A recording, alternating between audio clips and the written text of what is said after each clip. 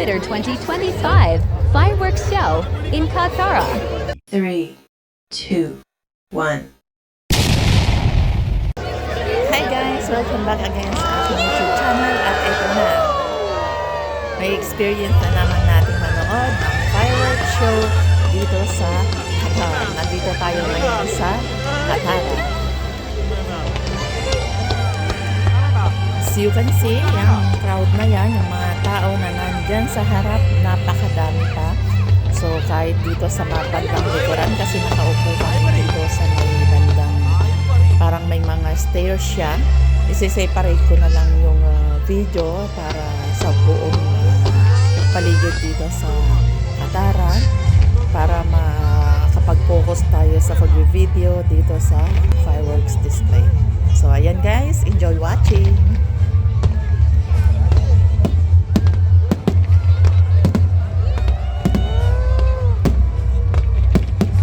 Second day pala ito ng Eid al-Fitr. Since holiday dito sa Qatar, so maraming mga families at mga bachelor ang talagang ini-enjoy din nila yung kanilang holiday. So isa na tayo doon at galing tayo sa work kanina after natin matapos yung ating duty. So diretso na tayo dito sa Qatar para ma-experience natin yung loob ng fireworks show.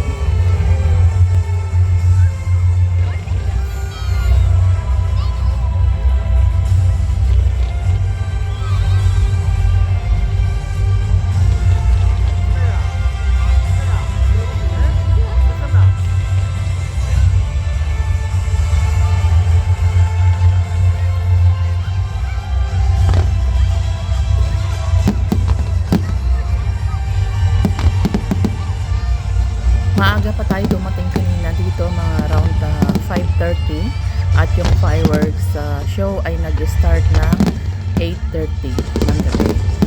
So okay na din yung napwestuhan natin dito, at least kitang-kita natin. At ang weather dito ay okay lang dahil medyo malamig pa naman at saka mahangin.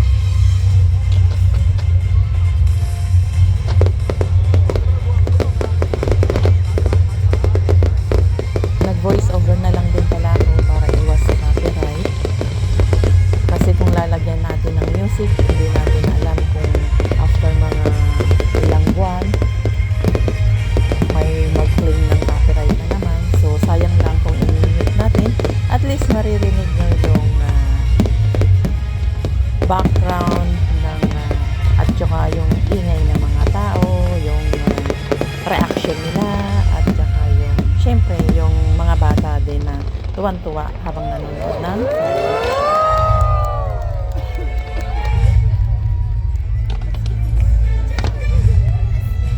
akala mo tapos na pero meron pa pala. Parang aabutin ito ng 10 minutes.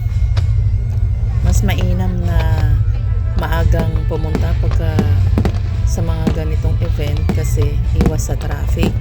At meron ding hindi ka rin mahihirapan sa paghahanap ng parking lalo na pagka may dala kang sasakyan. At syempre makakapwesto ka rin ng maayos. At makakapag-ikot ka din dito sa lugar na ito bago mo umpisa yung show. Meron ding fireworks show sa may Alwacara, sa Lucelle Boulevard at saka dito sa Katara. So mas pinili natin na magpunta dito sa Katara kasi mas malawak yung space dito. Nanggaling na kasi tayo sa Alwacara Souk nung para manood din ng Ramadan Canyon. So mas pinili natin na dito na lang tayo manood ng fireworks show sa Katara. Ayan yung makikita nyo mga dyan sa pinakaharap na yan. Ganyan yung kadami yung mga nanonood ng fireworks show dito. Tsaka karamihan ay mga family. Masaya at nakakatuwa na manood ng fireworks kasi makikita mo lalong-lalo na yung mga bata. Talagang masaya sila. Sumisigaw pa yung iba. Pansin ko din kahit napakadami na tao na nanonood dito ngayon, makikita nyo naman yung crowd.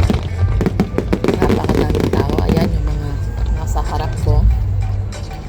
Mas napapanatili pa rin nila na malinis yung paligid. Wala kang makikita mga plastic or mga pinag-inuman ng tubig kasi nga yung bawat isa ay may disiplina.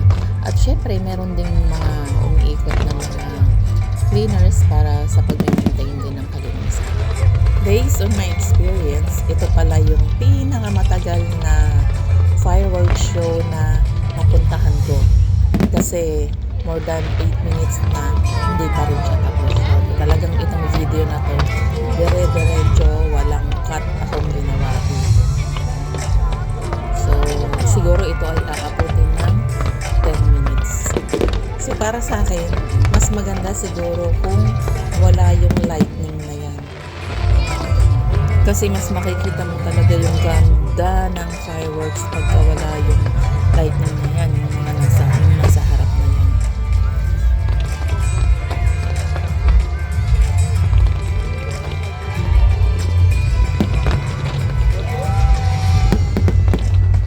Ito nga palang Eid al-Fitr ay parang Pasko dito sa Qatar.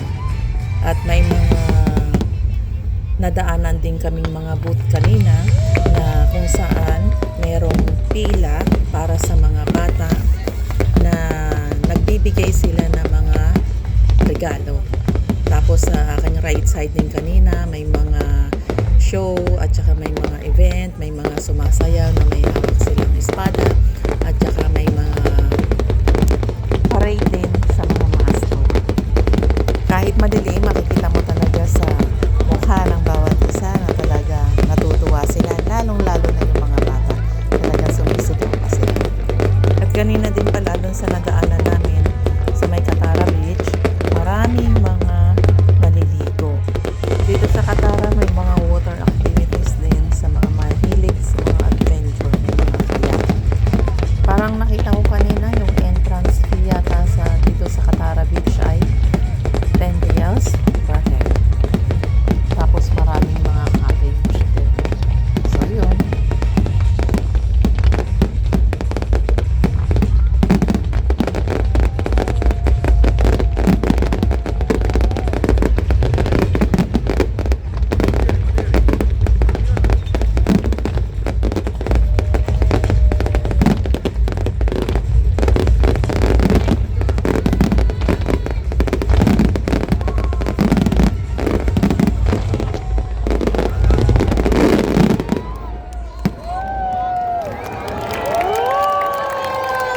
Salamat sa panonood at nakaabot kayo hanggang sa dulo ng aking video.